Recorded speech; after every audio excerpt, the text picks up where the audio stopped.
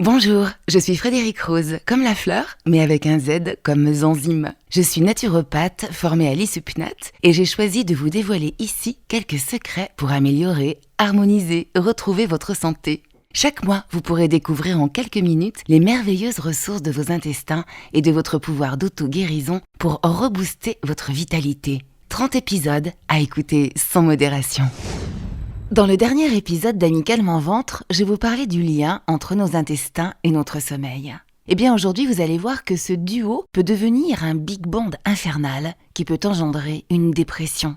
Un mécanisme mis en lumière par des chercheurs qui révèlent que l'insomnie, tout comme les troubles dépressifs et l'anxiété, trouvent bien souvent leur source dans un désordre de notre système immunitaire et du métabolisme des nutriments, donc dans nos intestins.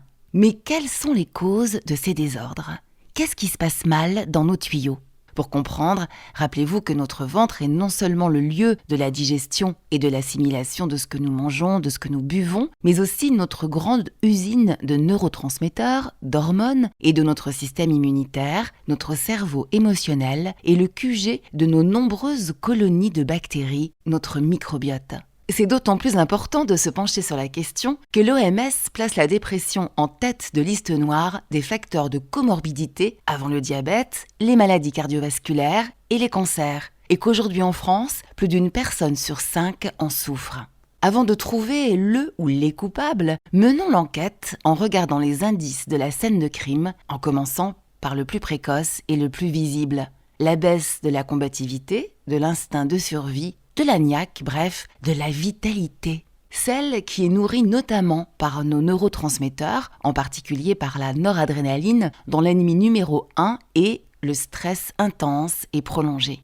Quand le cortisol grimpe au rideau, on a la noradrénaline, notre accélérateur d'action, dans les chaussettes. Si ça dure, elle entraîne dans sa chute l'épuisement de notre starter, la dopamine, qui se traduira par une perte d'intérêt pour à peu près tout ce qui nous faisait plaisir. Cet écroulement des deux neurotransmetteurs impacte directement le taux de notre hormone du bonheur. Une chute en cascade, noradrénaline, dopamine, sérotonine, qui provoque l'irritabilité et la colère. Une fatigue neuronale intensifiée par le déficit très répandu en vitamine B et en magnésium, causé par la malbouffe et amplifié chez les personnes souffrant de SII, de MIS-C, de SIBO et autres maladies inflammatoires de l'intestin dont je vous parlais dans l'épisode 15 d'Amicalement Ventre.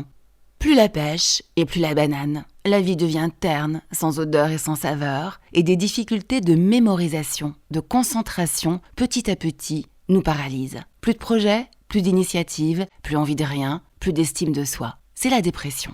Poursuivons l'enquête avec un autre indice. Rappelez-vous que votre corps est votre ami et vous envoie plein de messages. Ballonnement, digestion difficile, transit capricieux, flatulence. Et si c'était le chaos dans votre flore intestinale ?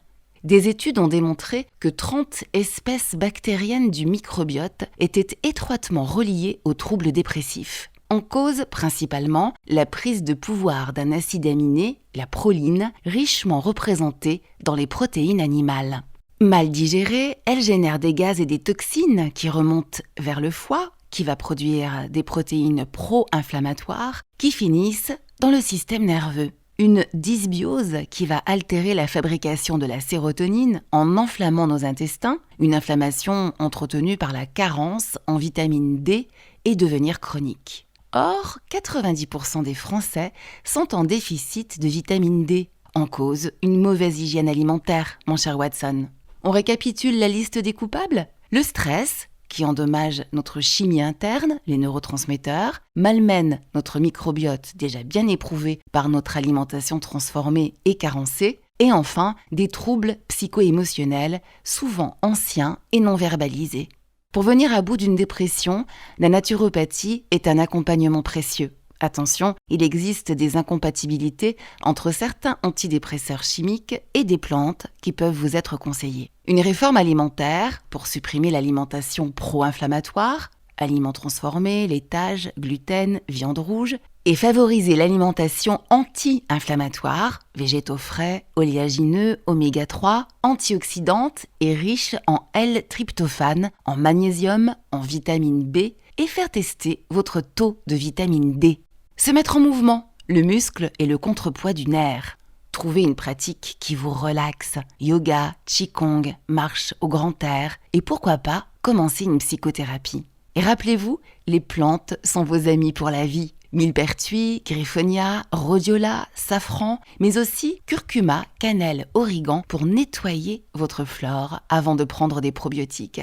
Sans oublier les merveilleux élixirs floraux pour vous aider à gérer vos émotions envahissantes.